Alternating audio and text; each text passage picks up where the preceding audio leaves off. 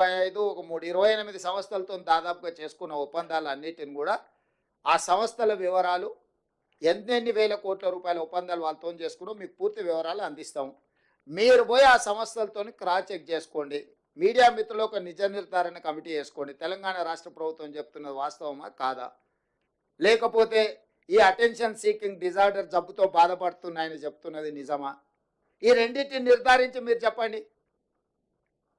అసలు పెట్టుబడులు వస్తున్నాయంటే మీకు ఒకవేళ సంతోషం వ్యక్తం చేయడానికి ఇష్టం లేనప్పుడు మౌనంగా ఉండండి. ఈ అక్కస ఎందుకు, అసూయ ఎందుకు, కడుపులో మంట ఎందుకు? కాబట్టి మీరు కూడా ఏమంటున్నంటే ఇట్లా మాట్లాడే వాళ్ళను కొంత నియంత్రించండి. ఎక్కడైనా మీకు తెలిసిన డాక్టర్లు ఉంటే చూపించండి, వాళ్ళకు వైద్యం చేయించండి. ఏమైనా ఎక్కువ తక్కువ అయితే సీఎం రిలీఫ్ ఫండ్ అని ఇద్దాము. తిక్కలోడు ఇదే కదా ఈరోజు ప్రెస్ మీట్ పెట్టిందే పత్రం, ఒప్పందాలు చేసుకునే శ్వేతపత్రాలు. ఇక మళ్ళీ కొత్తగా శ్వేతపత్రం ఏంది? ఆ శ్వేతపత్రం అనే పదం తెలుసా ఆయనకు? శ్వేతపత్రం అడిగేటానికి శ్వేతపత్రం అంటే ఏంది? White paper. వైట్ పేపర్ అంటే ఏంది? డీటెయిల్స్ ఇవ్వడం. డీటెయిల్స్ అఫీషియల్గా ప్రతి ఒక్కరితో ఒప్పందాలు చేసుకున్న ఫోటోలు వివరాలు అన్నీ మీకు ఇచ్చినాం కదా. సీక్రెట్గా ఉంటే, అన్డిక్లేర్డ్ డీటెయిల్స్ ఉంటే, ప్రకటించని అప్రకటిత సమాచారం ప్రభుత్వం దగ్గర ఉంటే మనం శ్వేతపత్రం డిమాండ్ చేస్తాం. ప్రభుత్వం పలానా సంస్థకు మాత్రమే వివరాలు తెలుసు, ప్రజలందరికీ తెలవాలి కాబట్టి వాటన్నిటిని కూడా మీరు విడుదల చేయండి అని అడిగేది శ్వేతపత్రం. అసలు ఎవ్రీడే ఏం ఒప్పందాలు చేసుకున్నాం వాటి వివరాలన్నీ మీకు ఇచ్చి మీరు ప్రచురించిన తర్వాత విత్ ఎవిడెన్స్ విత్ డీటెయిల్స్ సంతకాలు ఒప్పందాలు చేసుకున్న వాళ్ళన్నిటిని మేము ఇచ్చినాం. అదే శ్వేతపత్రం కదా.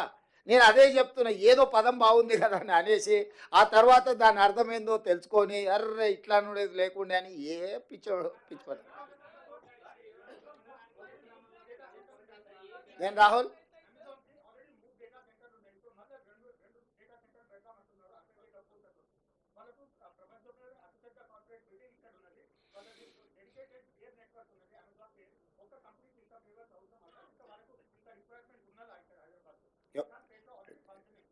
నీ అభిప్రాయమా వాళ్ళ అభిప్రాయమా?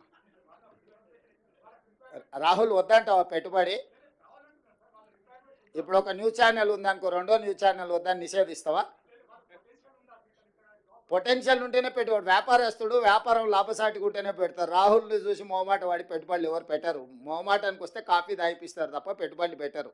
ఈరోజు మన ప్రభుత్వం యొక్క విధానాలు, ఈరోజు ఎనర్జీలో మనం తీసుకొచ్చిన ఓపెన్ యాక్సెస్ విధానం, ఈరోజు డేటా సెంటర్స్ని ఎక్కువ ఆకర్షించడం, దాదాపుగా డేటా సెంటర్స్కి రిలేటెడ్లో 1,00,000 కోట్ల రూపాయల పెట్టుబడులు ఎందుకు వచ్చినాయంటే గత ప్రభుత్వం యొక్క విద్యుత్ విధి విధానాలు, మా ప్రభుత్వం వచ్చిన తర్వాత తీసుకొచ్చిన ఎనర్జీ పాలసీతోని ఈరోజు మన పెట్టుబడులను ఆకర్షించినాము. ఎప్పుడు కూడా పెట్టుబడులు ఆయా రాష్ట్ర ప్రభుత్వాల యొక్క విధి విధానాలను బట్టి పెట్టుబడులు వస్తాయి.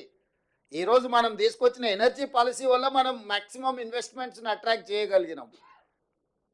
అంటే మన ప్రభుత్వము వాళ్ళ పెట్టుబడులకు అవసరమైన అనుమతుల విషయంలో తీసుకొచ్చిన సరళీకృత విధానాల వల్ల వాళ్ళు ఈరోజు మన పెట్టుబడులు ఇచ్చిండ్రు. అమెజాన్ గొప్పదని నువ్వే అంటావు, ఇక్కడ ఉందని నువ్వే అంటావు.